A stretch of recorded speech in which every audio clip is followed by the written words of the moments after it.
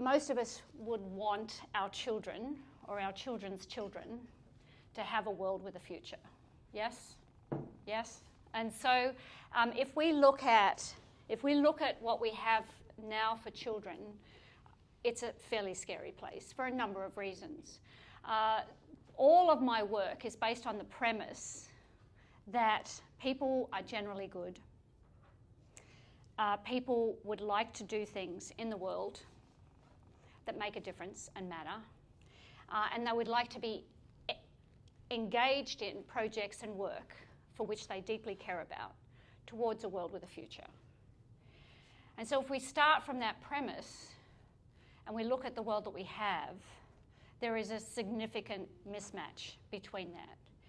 And so a second part of my premise is that the human mind, when we come together, is extraordinarily able and capable of doing extraordinary things. And so part of one of the principles that we'll cover in more detail is the principle of synergy. But there is no doubt in my mind that good people working with comprehensive consideration about what they're doing have the capacity to create extraordinary change for the betterment of all of humans and Earth. And if I didn't believe that, and if I didn't really believe that to my bones, I wouldn't get up in the morning, pretty much. And so, if we look at what we want for our children's future, we want for them to be able to express the magnificence that every human has, every single human. We're all unique and different and brilliant and extraordinary. To be able to express that in a way that doesn't do harm for others. And to be able to do that within the design of systems and structures that support that, and also to enable the establishment of community and the opportunity for humans to get on and work together with each other. So this is kind of like the foundations. For some of you who don't know me, in my mid-20s, the irony is I went to do a course on how to make a lot of money. and the universe had other plans, as they say. And so what happened was I was introduced to the work of Buckminster Fuller.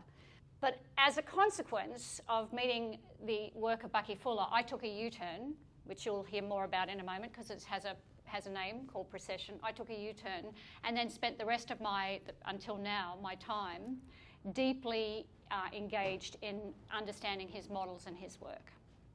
And as all of us, we reach a point where it's like, oh, I now get this painful path to here. It's felt like I have no idea why I'm doing it. I don't know what's happening, but I now get it. And the getting it is that because Bucky was committed to understanding the laws of the universe, how it works, how things work. And he was applying it to things like how we build houses, how we build cities. He was applying it very specifically to physical architecture and structure. Whereas I've been applying it mostly to how we do relationships with humans, so human coordination. And so it makes so much sense to me that we have, if nature has got it figured out, and we've got some people who've got strong background in working with nature here, but if nature has figured it out, then surely the models that nature has that works might easily also apply to how humans do enterprise together. I don't know, pretty good. But of course, what we have to do as humans is we have to grow up, literally grow up, so that we have the capacity to go, maybe we're not the dominant species, and maybe we're not all the answers, and maybe all the answers we walk over every day. On the 24th of July, yes, I have a journal. On the 24th of July, I'm sitting in this question. I felt it, like, was nagging at the back of my brain for a while, and I'm sitting this question. So I've always used the word enterprise because I don't want to limit business and human engagement to a company or a business or whatever. Enterprise is something, an undertaking. The root meaning of the word, excuse me, is an undertaking that we do together. And so I'm looking at social enterprise and I'm going, doesn't cut it. Just doesn't do it for me. It's kind of like it's a differentiator between business as usual and social enterprise, so there's a step in the right direction. But there are so many people who are claiming to be doing social enterprise and they're actually just walking the old path with a new skin. And so I'm going, what is it? What is it that, that we need to create for a future, for a world with a future? And so I went back to my books. And the irony, I'll come to you, Tiago, in a minute, but I went back to my books and I'm going, syntropy, okay, syntropy. To give you the context of syntropy, Bucky Fuller always believed that, contra to scientific opinion that is current right now, which is the second law of thermodynamics, which means that the world is in a state of degeneration. And this is what science believes. You go to any of the universities and study energy and mass and matter and so on, you're going to learn that the world is degenerating. And Bucky always said, no, actually, we have the opposite. We have syntropy. And syntropy, since the word itself means to a higher order for an eternally regenerative universe.